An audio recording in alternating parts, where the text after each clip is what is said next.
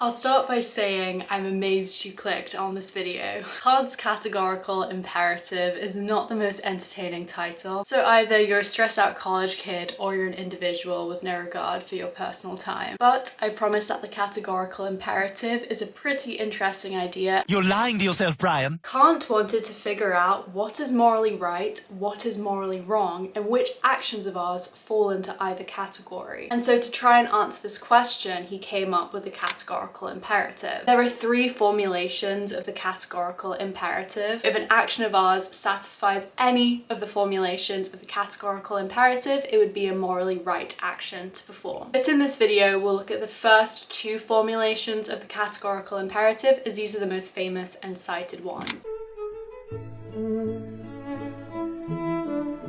So the first formulation is the universal law. Before committing your next action, ask yourself, if your action became a universal law, that is, everyone in the world was obliged to do the action that you're about to perform, would you be okay with that? Let's take the action of subscribing to my YouTube channel. You're about to click the subscribe button and you're thinking, is this action morally right? Well, Kant would say, if everyone in the world, by law, is obliged to subscribe to my YouTube channel, would that be okay? And yeah, I can't see any harm coming of that, and so it's morally right to subscribe to my YouTube channel. But then let's take the action of white lying, which we all do from time to time. These are called little white lies. Are you willing for white lying to become a universal law? Which is to say, everyone in the world, by law, must always tell white lies. Probably not. Lying just wouldn't work anymore. We wouldn't be able to trust anything that anyone else said, and so communication as a whole would just break down.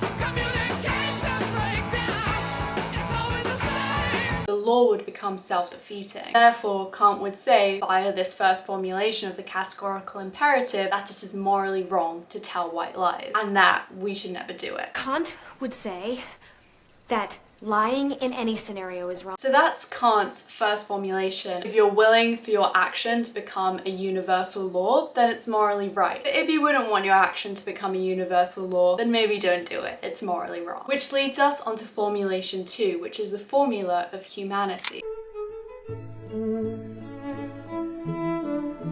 This formulation says that we should never treat people as a means, but only as an end in themselves. Now bear with me, let's break that down really quick. Basically, this formulation says that we should never use other people as a mere stepping stone to get what we want. People aren't mere tools or methods or means to get something else. We can't just use people for our own benefit and only for our own benefit.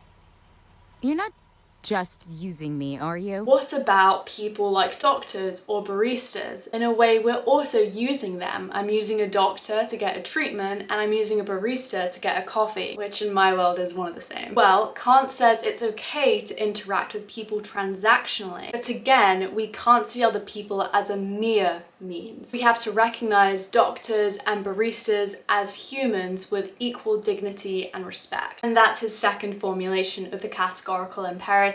And it might sound obvious now. In 2025, we have a lot of awareness about treating people in customer service with respect and dignity. But we have to remember that Kant is writing this in the 1700s, and I can imagine this being revelatory for, let's say, posh people who would turn their nose up at their staff. Kant is calling these types of people out and saying what you're doing is morally wrong. No human on earth should be treated as just a tool to get something else. That's Kant's second formulation. Never treat people as a mere means, but only as an end in themselves. But moving on, Kant's Categorical Imperative is the central philosophical concept of deontology. So let's talk a little bit about that.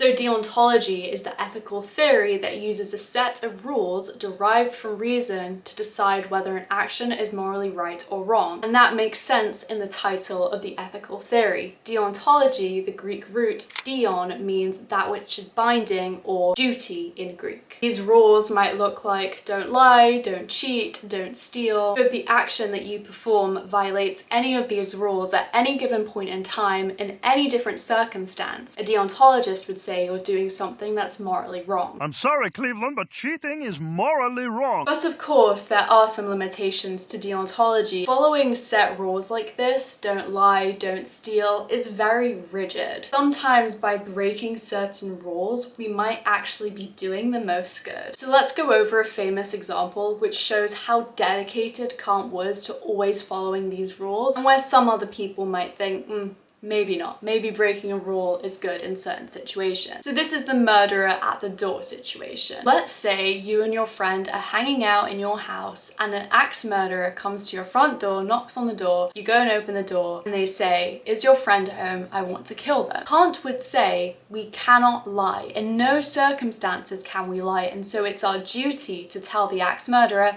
"Oh yeah, my friend's right there, behind me. Go ahead, come in, you're welcome. Take your shoes off, but come in." But to most people, that sounds crazy. Of course, in those situations, you would think, well, it's okay to lie to the axe murderer because that's my friend they're gonna kill. So while Kant was steadfast in that we can never lie and we'd have to tell the axe murderer where our friend was, other people think, okay, maybe that's a step too far. And one of those people is John Stuart Mill, and I'll be back with him in the next video to talk about his moral theory. You just casually cited Immanuel Kant. Yeah.